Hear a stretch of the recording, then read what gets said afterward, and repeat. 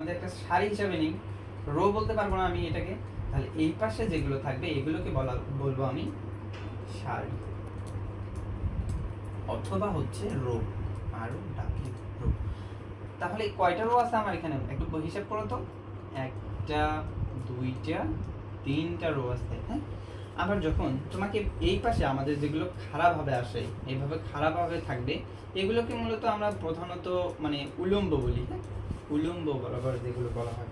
তাহলে এই উলম্ব বরাবর যেগুলো থাকবে এগুলো কি বলবো আমি? বলো দেখি তুমি কি বলবো? এগুলোকে বলবো আমরা কলাম। এগুলো হচ্ছে আমাদের কলাম, হ্যাঁ। মনে থাকবে যেন, মনে থাকে যেন। দেখো এই পাশে যেগুলো আমাদের থাকে সেগুলোকে বলা হয় আমি সারি। আর যখন আমার এগুলো লম্বা পাশে থাকবে সেগুলোকে বলা হয় প্রত্যেকটাকে একটা কলাম। তাহলে আমার এখানে কলাম কয়টা আছে বলো তো? একটা, দুইটা, তিনটা। হ্যাঁ, আমার তিনটা কলাম কিন্তু আছে। তাহলে আমার সারি হচ্ছে কয়টা? তিনটা।